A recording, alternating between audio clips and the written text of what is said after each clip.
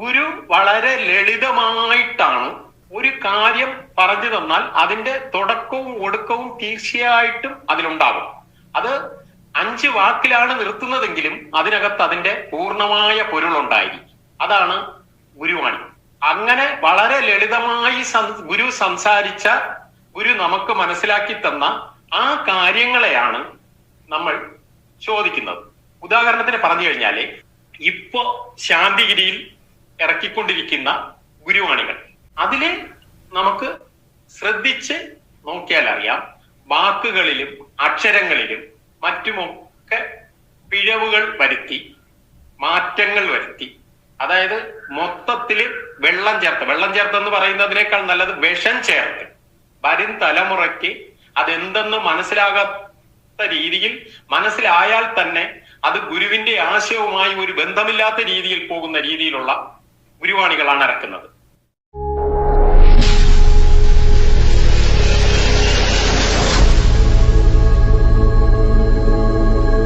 ഗുരുവേ ശരണം. എല്ലാവർക്കും ഗുരുനാമത്തിൽ സ്നേഹമറിയിക്കുന്നു. ഞങ്ങള് ഇന്നിവിടെ പറയാൻ ആഗ്രഹിക്കുന്ന കാര്യം എന്തെന്നാൽ, കുറച്ചു നാളുകളായി ലൈഫ് ഡിവൈൻ ചാനലിൽ ശ്രീജിത്ത്, ആശ ശ്രീജിത്ത്, ഇവർ കുറച്ച് കാര്യങ്ങൾ പൊതുജനങ്ങളിൽ എത്തിക്കാൻ വേണ്ടിയാണ്, അതായത് ആത്മീയപരമായ ബോധവൽക്കരണം എന്നാണ് പറയുന്നതെങ്കിലും അത് പൂർണ്ണമായിട്ട് ശാന്തിഗിരിയിലെ അപജയങ്ങളല്ല എന്നും, ശാന്തിഗിരിയിലെ ഇപ്പോഴത്തെ നവഗുരുവായ ശിഷ്യപൂജിതയെ ഗുരുവാക്കി കാണിക്കാനും അവിടെ നടക്കുന്ന പല ഇല്ലീഗൽ ആക്ടിവിറ്റീസിനെയും ഭരണാധികാരികളെയും പാട്ടി പുകഴ്ത്തി മാത്രമാണ് എന്നുള്ളത് ആർക്കത് നോക്കിയാലും അത് വെറും ശാന്തിഗിരിയുടെ മാത്രം കാര്യങ്ങൾ പറയുന്ന ഒരു ചാനലാണ് എന്നുള്ളത് ഏവർക്കും മനസ്സിലാവുന്ന കാര്യമാണ്. പിന്നെ ഇതിൽ അദ്ദേഹം പറയുന്ന ഒരു കാര്യം എന്തെന്ന് വെച്ചാല്, ഞാന് ഇനി ഈ കാര്യങ്ങൾ പറയണ്ട എന്ന് വിചാരിച്ചു, എന്നോട് നിർബന്ധിച്ച് അവര് പറയാൻ പറഞ്ഞു എന്നൊക്കെയാണ്. അപ്പോ നിർബന്ധിച്ച് പറയുന്നു എന്ന് പറയുമ്പോ അതിൽ തന്നെ എന്തോ ഒരു കള്ളക്കളിയുടെ ഒരു ലക്ഷണം അതിൽ തന്നെ ഉണ്ട്. അല്ലെങ്കിൽ സ്വന്തം ചാനലിനെ ഒരാൾ നിർബന്ധിച്ചെന്നും പറഞ്ഞ് വെറും ശാന്തിഗിരിയുടെ മാത്രം കാര്യങ്ങൾ പറയേണ്ടതില്ലല്ലോ. പറയുന്നത് മൊത്തം പൊതുജനങ്ങളുടെ ആത്മീയത്തിന്റെ ബോധവൽക്കരണത്തിന്റെ ആളാണെങ്കിലും വെറും ശാന്തിഗിരിയുടെ മാത്രം വക്താക്കളായി സംസാരിക്കേണ്ട കാര്യമില്ലല്ലോ. അതെന്തുമായിക്കോട്ടെ. അദ്ദേഹം പക്ഷെ ബോധം അബോധം ഇങ്ങനെ കുറച്ച് കാര്യങ്ങൾ പറഞ്ഞിട്ട് അദ്ദേഹം തന്നെ പറയുകയും ചെയ്യും, ഇത് സാധാരണക്കാർക്ക് മനസ്സിലാകില്ല എന്ന് അദ്ദേഹം തന്നെ പറയുകയും ചെയ്യും. എന്നിട്ട് ഈ പറയുന്ന കാര്യങ്ങളെ ചൂണ്ടിക്കാണിക്കുന്ന ഈ തെറ്റായ കാര്യങ്ങളെ, തെറ്റായ വിഷയങ്ങളെ GSS സംഘടനയുടെ യൂട്യൂബ് കാര്യകാരണ സഹിതം ചോദിക്കുമ്പോൾ അതിനൊരു മറുപടിയും തരാതെ, അത് ശ്രദ്ധിച്ചാൽ മനസ്സിലാവും, ഒരു കാര്യത്തിന്റെ ചോദിക്കുന്നതിന്റെയോ അല്ലെങ്കിൽ പറയുന്നതിന്റെയോ ആത്മീയ വശത്തിന്റെയോ അതായത് തെച്ചുമില്ലാതെ അങ്ങും ഇങ്ങും തൊടാതെ കാര്യങ്ങൾ പറഞ്ഞ് ആരെങ്കിലും ഒക്കെ കുറച്ച് അത് മോശമായ രീതിയിൽ സംസാരിച്ച് തീർക്കുകയാണ് പതിവ്.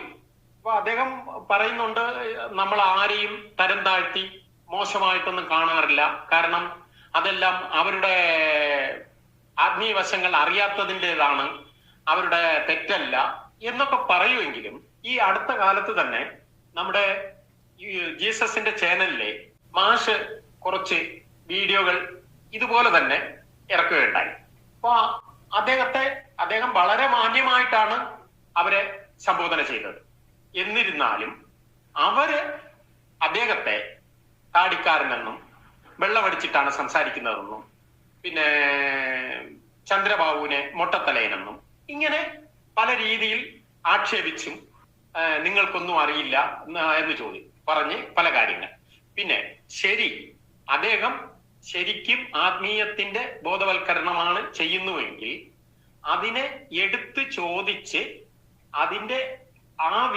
അവരുടെ ആ വീഡിയോയുടെ അടിയിൽ കമന്റ് ഇടുമ്പോ ആ കമന്റുകള് അദ്ദേഹത്തിന്റെ ഉദ്ദേശ ലക്ഷ്യത്തിന്, അദ്ദേഹത്തിനെ വാട്ടി പുകട്ടി ഉള്ളതല്ലെങ്കിൽ ഉടൻ തന്നെ അതിനെ ഡിലീറ്റ് ചെയ്യുകയും, ഡിലീറ്റ് ചെയ്യുക മാത്രമല്ല, ഈ ചോദിക്കുന്നവർക്ക് മറുപടിയായി നീ പോയി പണി നോക്ക്, നിനക്കൊന്നും അറിയില്ല, നിന്നോട് സംസാരിക്കാൻ എനിക്ക് സമയമില്ല എന്നിങ്ങനെ വളരെ മോശമായ രീതിയിൽ സംസാരിക്കുകയും ആ മെസ്സേജിനെ തന്നെ മൊത്തത്തിൽ ഡിലീറ്റ് ചെയ്തിട്ട് പോവുകയാണ് പതിവ്. അപ്പൊ എനിക്ക് ചോദിക്കാനുള്ളത് എന്തെന്ന് വെച്ചാല്, ഒരു കാര്യം പറയുമ്പോ അതിന്റെ രണ്ട് വശങ്ങളും ഉണ്ടാകും. അപ്പോ ചിലർക്കത് ശരിയാണെന്ന് തോന്നാം, ചിലർക്കത് തെറ്റാണെന്ന് തോന്നാം. അപ്പോ അത് ചോദിച്ച് മനസ്സിലാക്കാൻ വേണ്ടിയോ എന്ത് രൂപത്തിലായാലും അതിനൊരു ചോദ്യമോ ഒരു കമന്റോ അതിൽ വന്നു കഴിഞ്ഞാൽ അതിന് മറുപടി പറയാൻ പറ്റിയില്ലെങ്കിൽ അത് അവിടെ തന്നെ കിടക്കട്ടെ എന്ന് അതിൽ തന്നെ ഇട്ടിരിക്കണം. അത് മറ്റുള്ളവരും കാണട്ടെ. അത് ഡിലീറ്റ് ചെയ്ത് ഉടനെ പോകുക എന്ന് പറയുമ്പോൾ അത് തന്നെ ഒരു ഒളിച്ചോട്ടമല്ലേ? പിന്നെ ഇദ്ദേഹം ഗുരുവിന്റെ ഒരുപാട് ഗുരുക്കന്മാരുടെ ഒരുപാട് ആശ്രമത്തിന്റെ കാര്യങ്ങളൊക്കെ പഠിച്ച് വായിച്ച് കണ്ട് അറിഞ്ഞ് ആണ് സംസാരിക്കുന്നത് എന്നൊക്കെ പറയുന്നുണ്ട്. ശരിയായിരിക്കാം. ഈ പറയുന്ന നമുക്ക് ആ രീതിയിലുള്ള ഒരു പുസ്തകജ്ഞാനം ഇല്ലായിരിക്കാം.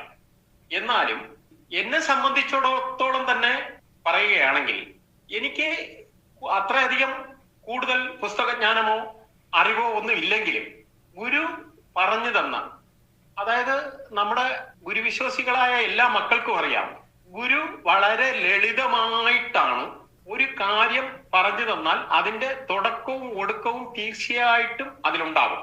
അത് 5 വാക്കിലാണ് നിർത്തുന്നതെങ്കിലും അതിനകത്ത് അതിന്റെ പൂർണ്ണമായ പൊരുളുണ്ടായിരിക്കും. അതാണ് ഗുരുവാണി. അങ്ങനെ വളരെ ലളിതമായി ഗുരു സംസാരിച്ച, ഗുരു നമുക്ക് മനസ്സിലാക്കി തന്ന ആ കാര്യങ്ങളെയാണ് നമ്മൾ ചോദിക്കുന്നത്. ഉദാഹരണത്തിന് പറഞ്ഞു കഴിഞ്ഞാല്, ഇപ്പോ ശാന്തിഗിരിയിൽ ഇറക്കിക്കൊണ്ടിരിക്കുന്ന ഗുരുവാണികൾ, അതില് നമുക്ക് ശ്രദ്ധിച്ച് നോക്കിയാൽ അറിയാം, വാക്കുകളിലും അക്ഷരങ്ങളിലും മറ്റുമൊക്കെ പിഴവുകൾ വരുത്തി, മാറ്റങ്ങൾ വരുത്തി, അതായത് മൊത്തത്തില് വെള്ളം ചേർത്തെന്ന് പറയുന്നതിനേക്കാൾ നല്ലത് വിഷം ചേർത്ത് വരും തലമുറയ്ക്ക് അതെന്തെന്ന് മനസ്സിലാകാത്ത രീതിയിൽ, മനസ്സിലായാൽ തന്നെ അത് ഗുരുവിന്റെ ആശയവുമായി ഒരു ബന്ധമില്ലാത്ത രീതിയിൽ പോകുന്ന രീതിയിലുള്ള ഗുരുവാണികളാണ് ഇറക്കുന്നത്. അപ്പോ നമ്മുടെ ഗുരുവിന്റെ ഇത്രയും കാലം സംസാരിച്ച, ഗുരു പറഞ്ഞ് റെക്കോർഡ് ചെയ്ത് വെച്ച ഗുരുവാണികൾ ഇത്രയധികം ഇരിക്കെ എന്തിന് വേറൊരാളെ കൊണ്ട് ഇല്ലാത്ത സ്വാർത്ഥമോഹത്തിന്റെ വാണികൾ അതിൽ ചേർത്ത് ഗുരുവാണിയാക്കി എന്തിന് മറ്റുള്ള ജനങ്ങളിൽ എത്തിക്കണം? ഇത് തന്നെ ഏറ്റവും വലിയ ഗുരുനിന്ദനല്ലേ? ഈ ഒരു കാര്യം എന്തുകൊണ്ട്, നിങ്ങൾക്ക് ഒരുപാട് കാര്യങ്ങൾ ചോദിക്കാനുണ്ടെങ്കിലും ഈ ഒരൊറ്റ കാര്യമെങ്കിലും എന്തുകൊണ്ട് നിങ്ങൾക്ക് ഈ ആശ്രമ ഭരണാധികാരികളോടും നിങ്ങളുടെ ഗുരുവിനോടും നവ ഗുരുവിനോടും എന്തുകൊണ്ട് ചോദിച്ചുകൂടാ? ഇതൊക്കെയാണ് നമ്മൾ പറയുന്നത്. അപ്പോ ഈ കാര്യത്തിനെ സംബന്ധിച്ച് എനിക്ക് ഇവിടെ പറയാനുള്ളത് എന്തെന്ന് വെച്ചാല്, ഇവര് ഒരു സ്ഥലത്ത് പറഞ്ഞിരുന്നു, പഴയ വിശ്വാസികള് അവർ പറയുന്നതൊന്നും ശരിയല്ല, അവര് തെറ്റായ കാര്യങ്ങൾ ആണ് അവർ പറഞ്ഞു പരത്തുന്നത് എന്നൊക്കെ. അപ്പോ പഴയ വിശ്വാസികളിലെ ഗുരു ശരീരത്തോടെ ഉണ്ടായിരുന്ന കാലം വരെ എല്ലാ പഴയ വിശ്വാസികളും ഗുരുവിന്റെ അടുത്ത് നിൽക്കുകയും കാലങ്ങളായി അവര് ഗുരുവിന്റെ അടുത്ത് നിൽക്കുകയും പിന്നെയും കുറച്ചു കാലം നിൽക്കുകയും ചെയ്തു. സന്യാസിമാരായാലും ശരി, സന്യാസിനിമാരായാലും ശരി, ഗൃഹസ്ഥരായാലും ശരി. പക്ഷേ ഗുരു ശരീരം വെടിഞ്ഞതിന് ശേഷം തുടരെ കുറച്ച് സന്യാസിനിമാരും ഗൃഹസ്ഥരുമൊക്കെ അവിടം വിട്ടൊഴിയേണ്ടി ഉള്ള ഒരു അവസ്ഥ എത്തി. അത് എന്താണെന്നുള്ളത് ഏകദേശം എല്ലാവർക്കും അറിയാം. അറിഞ്ഞിട്ടും ഈ ഉറങ്ങിക്കിടക്കുന്നവനെ ഉണർന്നു കിടക്കുന്നവനെ ഉണർത്താൻ പാടാണെന്ന് പറഞ്ഞതുപോലെ, എന്നാലും അത് ഒരു നമ്മൾ ചിന്തിക്കേണ്ട കാര്യമായിട്ട് തന്നെ നിലനിൽക്കുന്നു. അതൊക്കെ എന്തുകൊണ്ട് എന്ന് ചോദിക്കാൻ പോയി കഴിഞ്ഞാൽ നിങ്ങൾക്കൊന്നും അറിയില്ല, ആത്മീയം അറിയില്ല. ഗുരു അങ്ങനെയാണ് പറഞ്ഞത്, ഗുരു എവിടെയാണ് ഇതൊക്കെ പറഞ്ഞിട്ടുള്ളതെന്നെങ്കിലും പറയൂ, അത്രയെങ്കിലും നിങ്ങൾക്ക് പറയാമല്ലോ.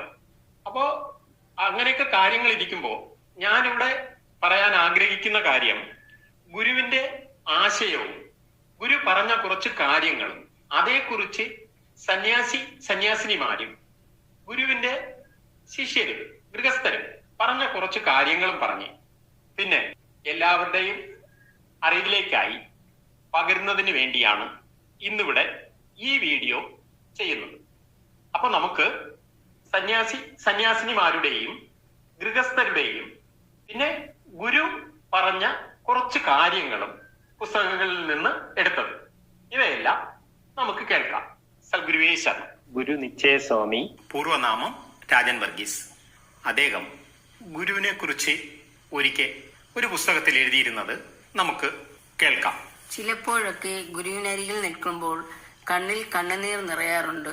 എന്തൊരു ക്ലേശങ്ങൾ സഹിച്ചുകൊണ്ട് എത്ര പുരുഷായുസ് ജീവിച്ച് തീർക്കേണ്ട ജീവിതം ഗുരു 70 ആണ്ടുകൾ കൊണ്ട് ജീവിച്ച് തീർത്തിരിക്കുന്നു. ഗുരുവിനെ അതിന്റെ യഥാർത്ഥ അർത്ഥത്തിൽ ആർക്കും മനസ്സിലാകുന്നില്ല. ഗുരുത്വത്തിന്റെ വിലയറിയാത്ത പാവങ്ങളോടൊപ്പം ഗദ്ഗതകണ്ഠനായി പശ്ചാത്താപ വിവേശനായി ഈ ഞാന് നിൽക്കുന്നു. ആരോ പറഞ്ഞ കവിതാശകലം ഗുരുവിൽ നിന്നും ആത്മഗതമായി വരുന്നതുപോലെ തോന്നുന്നു. ഒരിക്കൽ എന്നെ ഓർത്ത് നിങ്ങൾ എണ്ണി എണ്ണി കേണിടും, ശപിക്കയല്ല അനുഗ്രഹിക്കുകയാണ് ഞാൻ.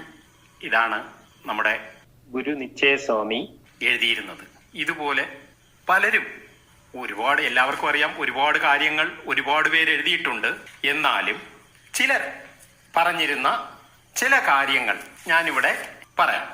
ഇനി നമുക്ക് സാത്വിക ജ്ഞാനതപസ്വിനി ജനനിയെ പറ്റി പറയുകയാണെങ്കിൽ നമുക്ക് എല്ലാവർക്കും അറിയാം, വളരെ ചെറുപ്പത്തിൽ തന്നെ ഗുരുവിന്റെ അരികിൽ വരികയും ഗുരുവിനോടൊത്ത് ഒരുപാട് യാത്രകളും പല സ്ഥലങ്ങളിലും സഞ്ചരിക്കുകയും പോകുന്ന സ്ഥലത്തെല്ലാം ദർശനങ്ങൾ, പല രീതിയിലുള്ള ദർശനങ്ങൾ കാണുകയും ആദ്യകാല ദർശനങ്ങളിൽ അധികവും ജനനി പല സ്ഥലങ്ങളിലും ദർശനത്തിന്റെ കാര്യങ്ങൾ പറഞ്ഞിട്ടുണ്ട്. പക്ഷേ നിർഭാഗ്യമെന്ന് പറയട്ടെ, ജനനി സന്ദർഭശാൽ ഒരു അരികിൽ ഒതുക്കപ്പെട്ടു അഥവാ ഒതുക്കി.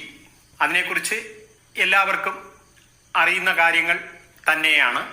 ആര്, എന്തിന്, എങ്ങനെ, അതെല്ലാം ഈ വരുന്ന സമയങ്ങളിലെ കാര്യങ്ങൾ വെച്ച് നോക്കിയാൽ തന്നെ നമുക്ക് മനസ്സിലാകുന്നതേ ഉള്ളൂ. എന്നാലും ജനനി ഒരുപാട് ദർശനങ്ങളും കാര്യങ്ങളും കണ്ടിട്ടുണ്ടെങ്കിലും ജനനി ചുരുക്കത്തിൽ പറഞ്ഞ എല്ലാ ദർശനങ്ങളുടെയും ഒന്നിച്ച് ചേർത്തുള്ള ചുരുക്കി, വളരെ ചുരുക്കമായിട്ട് പറഞ്ഞ 2 വാക്കുകൾ ഒന്ന് വായിച്ചു കേൾപ്പിക്കാമോ? പ്രപഞ്ചത്തിന്റെ ഉത്പത്തികാലം മുതൽ ഉണ്ടായതിന്റെ എല്ലാം വിമോചകനും ഉണ്ടാകാനിരിക്കുന്നതിന്റെ ഉത്പാദകനുമാണ് ഗുരു എന്ന് ഞാൻ കണ്ടറിഞ്ഞു. ദേവീദേവന്മാരും ഋഷികളും മാത്രമല്ല, ബ്രഹ്മവിത്ത്, ബ്രഹ്മവര്യൻ, ബ്രഹ്മവരിഷ്ഠൻ, ബ്രഹ്മവരിഷ്ഠാൻ എന്നീ അതിമനസ്സുകളും കാലാന്തര ഗുരുക്കന്മാരും ഇന്നോളം വന്നിട്ടുള്ള സകല മഹാത്മാക്കളും പ്രത്യക്ഷപ്പെട്ട് ഗുരുവിനെ വന്ദിക്കുന്നതും ഗുരുസ്തുതികൾ പൊഴിക്കുന്നതും എനിക്ക് ദർശനത്തിൽ കാണാൻ കഴിഞ്ഞിട്ടുണ്ട്. ഇതാണ് ജനനി വളരെ ചുരുക്കമായിട്ട് പറഞ്ഞത്. ഇതിൽ നിന്ന് തന്നെ നമുക്ക് ഏകദേശം എല്ലാ കാര്യങ്ങളും നമുക്ക് മനസ്സിലാവും. ഗുരുവിന്റെ സ്ഥാനത്ത് മറ്റൊരു ഗുരു ഇല്ല. അപ്പോ ഗുരുവിന്റെ സ്ഥാനത്ത് ഗുരു മാത്രം. ശാന്തിഗിരിയിലെ എക്കാലത്തെയും ഗുരു ബ്രഹ്മശ്രീ കരുണാകര ഗുരു മാത്രം.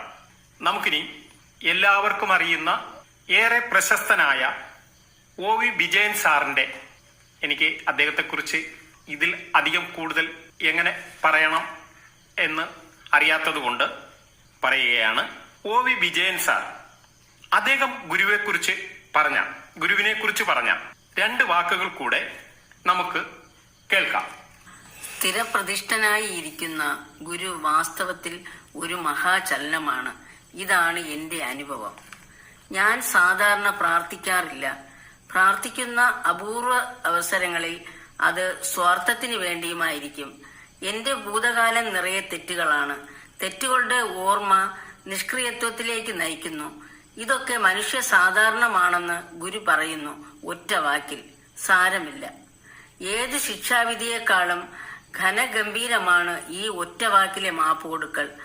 അതിന്റെ ഊർജം എന്നെ പുനരുജ്ജീവിപ്പിക്കുന്നു. OV വിജയൻ സാർ ഗുരുവിനെ കുറിച്ച് ഗുരുസാഗരം എന്ന പുസ്തകവും സാർ എഴുതിയിട്ടുണ്ട്. ഇത് ഒരു ചെറിയ പുസ്തകത്തിൽ സാർ തന്നെ എഴുതിയ ഒരു ഭാഗത്ത് നിന്ന് എടുത്തതാണ്. ഇനി നമുക്ക് ഗുരുവിന്റെ ആദ്യകാലങ്ങളിൽ കൂടെയുണ്ടായിരുന്ന ഉത്തമ ശിഷ്യനും ഗൃഹസ്ഥനും എഴുത്തുകാരനും ഒക്കെ ആയിരുന്ന ശ്രീ ആമ്പാടി കൃഷ്ണപിള്ള സാർ എഴുതിയിരിക്കുന്ന കുറച്ച് കാര്യങ്ങൾ നമുക്ക് വായിച്ചു കേൾക്കാം. സത്യമായ അറിവ് ജീവൻ അവകാശപ്പെട്ടതാണ്. എന്നാൽ മാർഗം അന്യൂനമല്ലെങ്കിൽ ആ അറിവ് അപ്രാപ്യമായിരിക്കും. ഭക്തിയുടെ അർപ്പണഭാവവും പ്രാർത്ഥനയും സാക്ഷാത്കാരത്തിന്റെ ഉപാധികളാണെങ്കിലും വഴിപിഴച്ചു പോയാൽ ഗുണത്തെക്കാളേറെ ദോഷമാണ് സംഭവിക്കുക. ഭൂതകാലത്തിന്റെ ഭാഗ്യദോഷമെന്ന് വിവരിക്കപ്പെടാവുന്ന ഇക്കാര്യം മനുഷ്യരാശിക്ക് ശരിക്കും അറിയാൻ യുഗങ്ങൾ തന്നെ വേണ്ടിവന്നു. ഇപ്പോഴും ലോകം മുഴുവൻ ഈ അറിവിലെത്തിയിട്ടില്ല. അത് അറിയിക്കുകയും നേർവഴി നയിക്കുകയും ചെയ്യുക എന്നത് ഗുരുവിന്റെ ദൗത്യത്തിന്റെ മുഖ്യ ഭാഗമാകുന്നു. ഇത് ബ്രഹ്മനിശ്ചയമാണ്. ഇനി നമുക്ക് കലികാലത്തിന്റെ മഹിമയും ഗുരുവിന്റെ ആശയത്തിന്റെ മഹത്വവും അതേക്കുറിച്ച് ഗുരുവാണിയിൽ നിന്ന് കുറച്ചു ഭാഗം നമുക്ക് വായിച്ചു കേൾക്കാം. നമ്മെ സംബന്ധിച്ചിടത്തോളം ഇതൊരു കാരുണ്യത്തിന്റെ വശമാണ്. തികച്ചും സത്യസന്ധമായ വഴി. മറ്റാരുടെയും രീതി നമുക്ക് ആവശ്യമില്ല. അതിലൊക്കെ ഓരോ വിധത്തിലുള്ള കള്ളം കാണും. ഈ ആശ്രമത്തിന്റെ സ്വഭാവം നമ്മുടെ ആരുടെയും മിടുക്കുകൊണ്ടുണ്ടായതല്ല. കാലത്തിന്റെ വൈഭവത്തിനൊത്ത വിധത്തിൽ ദൈവസങ്കല്പമായി കിട്ടിയതാണ്. ഇത് കാലം കലി. നല്ലതിന്റെ യോഗ്യത പൂർണ്ണമായി മനസ്സിലാക്കാൻ ഈ കാലം തികച്ചും നല്ലതാണ്. ഭാഗവതത്തിൽ പറഞ്ഞിട്ടുണ്ട്, പെണ്ണുങ്ങൾ കലികാലത്ത് കള്ളസന്യാസിമാരായി നടക്കുമെന്ന്. അതിന്ന് ശരിയായി കാണുന്നുമുണ്ട്. ഇന്ന് കപടതയ്ക്കും സ്ഥാനമുണ്ട്, സത്യത്തിനും സ്ഥാനമുണ്ട്. പണ്ട് നല്ലതിനെ എതിർക്കുമായിരുന്നില്ല. ഇന്ന് നല്ലതിനെ എതിർത്താലും അതിനെ പരത്താൻ കഴിയും. ഇത് കലികാലത്തിന്റെ ഒരു ഗുണമാണ്. ഇത് പറഞ്ഞപ്പോൾ യോഗഭ്രഷ്ടന്മാർ ഇപ്പോഴുമുണ്ടോ എന്ന ശിഷ്യന്റെ ചോദ്യത്തിന് ഗുരു പറഞ്ഞത് തികച്ചുമുണ്ട്. ആരെയും വിട്ടിട്ടില്ല. സ്ത്രീകളെപ്പോലെ മുടി വളർത്തിയ പുരുഷന്മാർ, കള്ളസന്യാസ്യം സ്വീകരിച്ച സ്ത്രീകൾ, ഒരുപാട് പേരിങ്ങനെ ഉണ്ടാകും. കലികാല വർണ്ണനയിൽ ഭാഗവതം ഇത് പറയുന്നുണ്ട്. ഈ കൂട്ടത്തിൽ ലക്ഷക്കണക്കിനുള്ളതിൽ സത്യത്തിൽ ഒന്നോ രണ്ടോ കാണും. ചിലർ സിദ്ധിയിൽ പോകും. കുറെ ആളുകൾ ഇഷ്ടദേവതാ സമ്പ്രദായത്തിൽ പൂജിച്ച് അതിലായി പോകും. കുറെ ആളുകൾ വിദ്യയും അതിന്റെ പ്രഭുത്വവുമൊക്കെ കാണിച്ച് മഠാധിപതികളായി അഭിനയിച്ചും ജനങ്ങളായിട്ട് അധികാരം കൊടുത്തും ഒക്കെ വയ്ക്കും. ഇത് ഒരു വലിയ ഗ്രന്ഥശാല വെള്ളത്തിൽ വീണു പോകുന്നത് പോലെയായിരിക്കും. ഇവയെല്ലാം ഉള്ളതിലധികം കാണിച്ച് എന്തെങ്കിലും വിധത്തിൽ വഴി തെറ്റിക്കുകയോ ചെയ്യും. ഒടുവിൽ യോഗഭ്രഷ്ടന്മാരായും അന്തര്യാമികളായും തീരും. ഇനി നമുക്ക് സന്യാസ ചിട്ടയും ഗൃഹസ്ഥന്റെ അവകാശവും പ്രസ്ഥാനത്തിന്റെ നിലനിൽപ്പും ഗുരു പറഞ്ഞത് രഞ്ജൻ സാറിന്റെ പുസ്തകത്തിന്റെ വരികളിലൂടെ നമുക്ക് കേൾക്കാം. ഓരോ ആശ്രമത്തിന്റെയും അടിസ്ഥാനം എന്നത് ആദി ഗുരു നമുക്ക് തന്നിട്ട് പോകുന്ന ആശയവും അതിന്റെ സംരക്ഷണത്തിന് വേണ്ട വ്യവസ്ഥകളുമാണ്. ഒരു ബ്രഹ്മചാരി ത്യാഗപ്പെട്ട് 12 വർഷം ആശ്രമത്തിലെ എല്ലാ കർമ്മങ്ങളും ചെയ്ത് യോഗ്യതപ്പെട്ടെങ്കിലേ അവന് സന്യാസ ദീക്ഷ കൊടുക്കുകയുള്ളൂ. അത് സന്യാസത്തിന്റെ വ്യവസ്ഥയാണ്. അതൊരു യോഗ്യതയാണ്. അതൊന്നും കാര്യമാക്കാതെ സന്യാസം കൊടുത്താൽ ആ വ്യക്തി ത്യാഗത്തിന്റെയും സേവനത്തിന്റെയും വഴിയിൽ നിന്ന് മാറി ധർമ്മവ്യവസ്ഥ തെറ്റിക്കും. അങ്ങനെ വരുമ്പോൾ മുതിർന്ന സന്യാസിമാരെ മാനിക്കാതെ ഈ യുവ സന്യാസികൾ അവരുടെ ഇഷ്ടത്തിന് മാറും. ഇങ്ങനെയുള്ള പല പ്രശ്നങ്ങളും അനവധി സന്യാസാശ്രമങ്ങളിൽ നിലനിൽക്കുന്നു. അവസാനം ഇവർ ചെന്ന് പതിക്കുന്നതോ ഓരോ ഭൗതിക വീഴ്ചകളിലും. സന്യാസം എന്ന് പറയുന്നത് ഒരു കർശന ചിട്ടയിൽപ്പെട്ട സത്യസന്ധതയാണ്. അതിന്റെ സൂക്ഷിപ്പ് സന്യാസിയിൽ നിക്ഷിപ്തമാണെങ്കിലും പക്വതയുള്ളവരുടെ നിരീക്ഷണം വളരെ അത്യാവശ്യമാണ്. അവർ സന്യാസി ലോകത്തെ നയിക്കേണ്ടവരാണ്. ഇവർക്ക് വ്യക്തമായ ഒരു അടിസ്ഥാനമില്ലാതെ ഭൗതിക വീഴ്ചകൾക്ക് വിട്ടാൽ അവർ കൊണ്ടുവരുന്നത് പ്രസ്ഥാനത്തെ നശിപ്പിക്കുന്ന കർമ്മങ്ങളായിരിക്കും. ഗൃഹസ്ഥൻ ഇല്ലെങ്കിൽ സന്യാസിയില്ല. സന്യാസി ഇല്ലാത്ത ഇടം കെട്ടതാണ്. ഈ കെട്ട സംസ്കാരത്തിൽ നിന്ന് ഒരു സന്യാസി ഉണ്ടായാൽ അവൻ നിൽക്കുന്ന പ്രസ്ഥാനത്തെയും ആശയത്തെയും നശിപ്പിക്കും. ഈ രംഗത്താണ് ഗൃഹസ്ഥന്റെ ഇടപെടൽ വേണ്ടത്. അതിനർത്ഥം ഒരു മഹാത്മാവ് തന്നിട്ട് പോയ ആശയം സൂക്ഷിക്കേണ്ടത് ഗൃഹസ്ഥന്റെയും ഉത്തരവാദിത്തമായി നിൽക്കുന്നു. അവിടെ സന്യാസിയും ഗൃഹസ്ഥനും ഒന്നായി നിന്ന് പ്രവർത്തിക്കണം. അധികാരം സന്യാസിക്ക് തന്നെയാണ്. എന്നാൽ ഗൃഹസ്ഥൻ അവകാശിയാണ്. ഗൃഹസ്ഥൻ പാരമ്പര്യപ്പെട്ടെങ്കിലേ ലോകോത്തരമായ മഹാത്മാക്കൾ ജനിച്ചു വീഴൂ. അവിടെ ഗൃഹസ്ഥനെ അടുപ്പിച്ചു നിർത്തേണ്ടത് ധർമ്മബോധമുള്ള സന്യാസികളുടെ ചുമതലയാണ്. ധർമ്മബോധമില്ലെങ്കിൽ ഇന്നത്തെ ജനായത്ത ഭരണത്തിൽ ഈ സന്യാസിയെ പോലും ഈ രാഷ്ട്രീയക്കാരും മറ്റ് സംഘടനകളും അവരോടൊപ്പം നിർത്തി അവരെ അപകടപ്പെടുത്തും. ഇനി ഇന്ന് ആശ്രമത്തിൽ നടക്കുന്ന അപജയത്തിനുള്ള കാരണവും അത് സംഭവിക്കാതിരിക്കാൻ ഗുരു ചെയ്ത കാര്യവും അതിന്റെ ഒരു നിവാരണ മാർഗവും നമുക്ക് ഗുരുവാണി വായിച്ച് കേൾക്കാം. ഇവിടെ വരുന്ന മക്കൾക്കും കൊച്ചു കുട്ടികൾക്കും വരെ എന്നാലാവുന്ന വിധത്തിൽ ഞാൻ പറഞ്ഞു കൊടുക്കുന്നു. പക്ഷേ അവർ ചെയ്യുന്നില്ല. ഇവിടെ വന്ന് താമസിക്കുന്നവരുടെ മക്കൾ തന്നെ എനിക്ക് കോടാലിയായിട്ട് വരികയാണ്. ഇതാണ് എന്റെ അനുഭവം. ഈ കോടാലി പണിതു കൊണ്ടുവരുന്ന മക്കളോട് ഞാൻ എന്ത് ചെയ്യും? ഇതെന്റെ ഖേദത്തിൽപ്പെട്ടതാണ്. ഇവിടെ എന്തെങ്കിലുമൊക്കെ ചെയ്ത് പ്രസ്ഥാനത്തെ ബലപ്പെടുത്താൻ ശ്രമിക്കുന്ന 4-5 പേരെ വിളിച്ച് ഇവിടെ നിൽക്കുന്ന ഒരുവനെ അവന് ആവശ്യമുള്ളത് കൊടുത്തു പറഞ്ഞയക്കാൻ ഏർപ്പാട് ചെയ്യേണ്ടി വന്നു എനിക്ക്. നിങ്ങൾ ക്ഷമിക്കുക, അവനും ക്ഷമിക്കുക. അത്രയാണ് എന്റെ ഖേദം. ഇതിന് നിങ്ങൾ എല്ലാവരും കൂടി പ്രാർത്ഥിക്കുന്നു. നമുക്ക് പ്രാർത്ഥിച്ചു നോക്കാം. നിങ്ങൾക്കും ഇനി വരുന്ന കുട്ടികൾക്കും വേണ്ടി ഈ തെറ്റൊഴിഞ്ഞു പോകാൻ പ്രാർത്ഥിക്കണം. ഈ പിശാച് പിടിച്ച് അവരെ കറക്കിയിരിക്കുകയാണ്.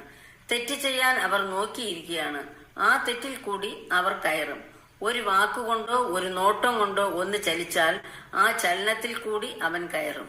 സ്ത്രീകൾ ഗുരുവാകാൻ പാടില്ല എന്നും സ്ത്രീക്ക് ഗുരുവാകാൻ അർഹതയില്ല എന്നും ആദി ഗുരു തന്ന ആശയം തെറ്റിച്ചാലുണ്ടാകുന്ന അല്പകാല വിഷമവും അതേക്കുറിച്ച് ഗുരു പറഞ്ഞ് അറിയിച്ച വാക്കുകളെ രഞ്ജൻ സാറിന്റെ വരികളിലൂടെ നമുക്ക് കേൾക്കാം. സ്ത്രീകൾക്ക് ഗുരുവാകാൻ അർഹതയില്ല. ആ പദവിക്ക് അർഹതപ്പെട്ടിരിക്കുന്നത് പുരുഷന്മാർ മാത്രം. ഈ വിഷയം കണ്ടുകൊണ്ടാണ് ഗുരു പറഞ്ഞത് അരവിന്ദ മഹർഷിക്ക് ഒരു വലിയ തെറ്റ് പറ്റിയെന്ന്. ആ തെറ്റെന്ന് പറയുന്നത് ഒരു സ്ത്രീയെ ഗുരു പദവിയിൽ പരമ്പരയുടെ മുകളിൽ പ്രതിഷ്ഠിച്ചത് തെറ്റായിപ്പോയി. അതിനു പകരം പുരുഷനായ ഒരു വൈക്കോൽ തുരുമ്പിനെ അതിന്റെ തലപ്പത്തിൽ പ്രതിഷ്ഠിച്ചാൽ മതിയായിരുന്നു എന്ന് ഗുരു പറയുകയുണ്ടായി.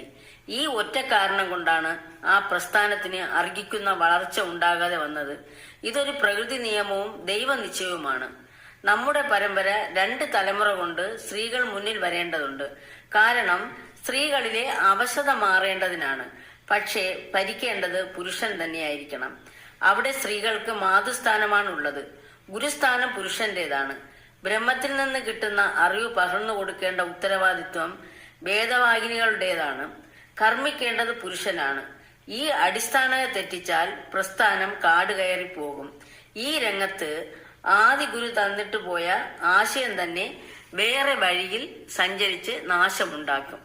രഞ്ജൻ സാർ കണ്ട ആദികാല ശാന്തിഗിരിയുടെ അവസ്ഥയും ഗുരുവിന്റെ ദേഹവിയോഗ സമയം വരെയുള്ള സമ്പത്തും ഗുരുവിന്റെ ശക്തമായ താക്കീതും അദ്ദേഹത്തിന്റെ പുസ്തകത്തിന്റെ വരികളിലൂടെ കണ്ണോടിക്കാം.